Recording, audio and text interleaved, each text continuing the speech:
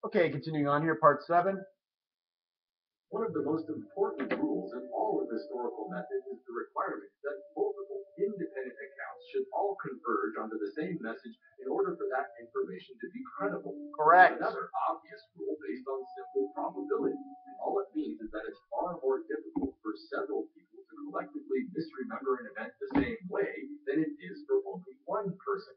This is how we know that Abraham Lincoln really was shot in Ford's Theater on April 14th, 1865. We have genuine eyewitness accounts from the crowd of people in the room as it happened. We have testimonials from the Confederate conspirators themselves admitting to the plot and carrying it out. We have the autopsy report from the guy who examined Lincoln's corpse after the fact. And we even have the actual pistol used by Booth himself to fire the shot. I guarantee, anti-citizen, that if a portion of the American population did not want to believe in Lincoln's assassination, they would find a way not to believe it. They would find a way to excuse all these evidences you just gave. Just like I stated, for 9/11, for Sandy Hook, for Obama's birth certificate, for the Apollo moon landings, I guarantee, and we have a lot better stuff for those than we do for Lincoln. The pistols was planted. Booth was in on the conspiracy.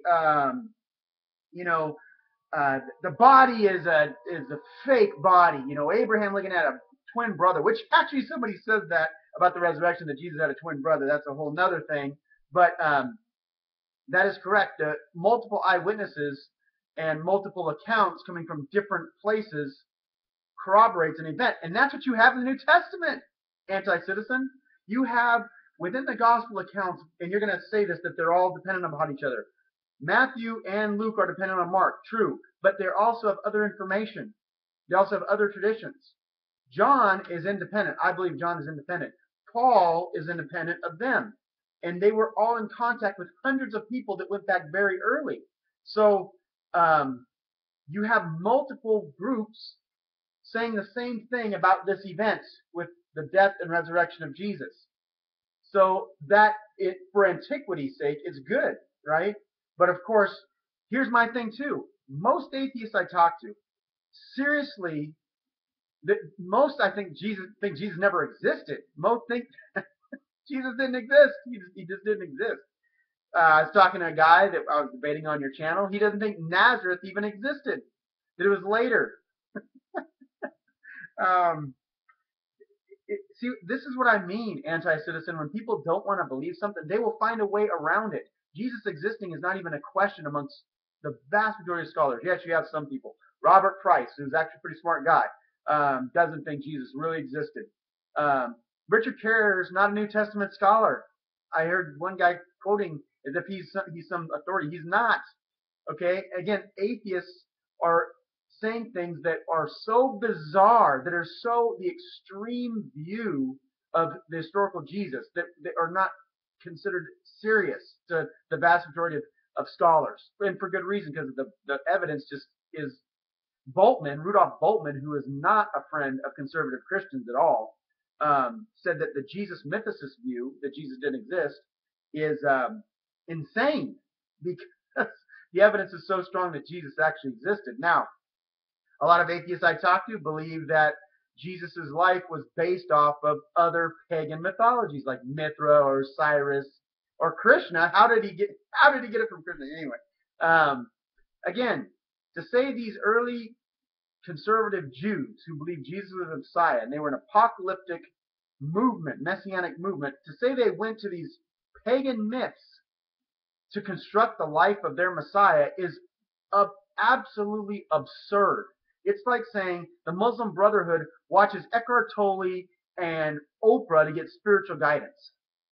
Those Jews went back to their Jewish scriptures, and they saw the events in the life of Jesus after the fact, after his death and resurrection, as fulfillments of those prophecies.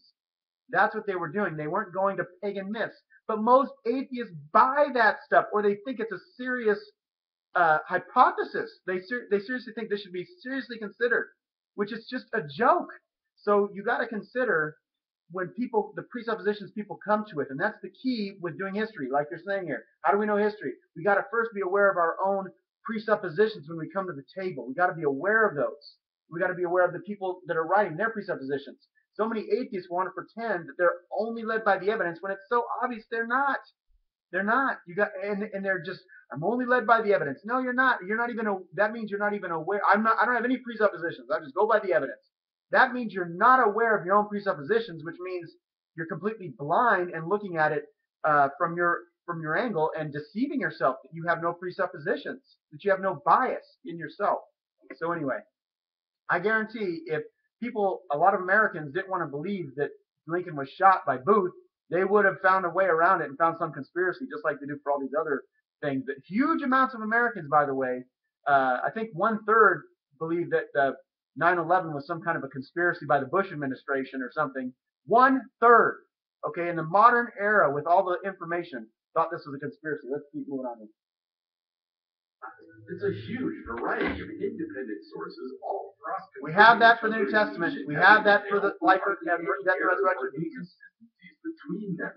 Now contrast this with the gospel accounts, which often borrow so heavily from each other that they cannot even be considered as truly independent narratives. Then in other sections they'll vary widely. This variance shows they're not in corroboration and they're using different traditions. Yes, Matthew and Luke use Mark and they use Q, but Q is in a different form in both Matthew and Luke, so they're using different traditions that are coming from Q.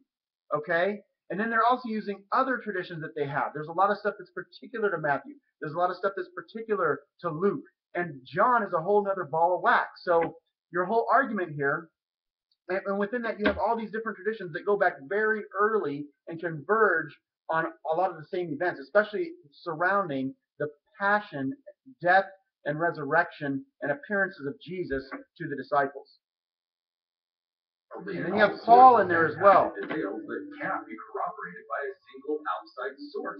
For example, after Jesus is crucified, the Gospels describe a series of very extraordinary events, including massive earthquakes and even 3 hours of darkness. That's why a lot of scholars, by the way, believe that event, the earthquake, and then the saints coming back from the dead, might have been an apocalyptic story told as a symbolic thing for what happened in Jesus' resurrection, because it's not in Mark or Luke. But when you apply that same standard to the resurrection itself, the resurrection flies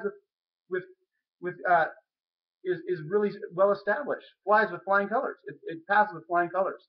So yeah, that one story is idiosyncratic, and that's why a lot of scholars don't think that happened and it could have been apocalyptic imagery or some kind of symbolic story. But the other things, the resurrection, the empty tomb, does pass, okay? So see how you focus on this story, and you're going to have them dressed as zombies, which is not what it is, okay? But anyway, this story points to the fact that the empty tomb was historical, that it did happen, because the empty tomb does pass the criteria of most of what the scholars have. So let's stop here and we'll continue on.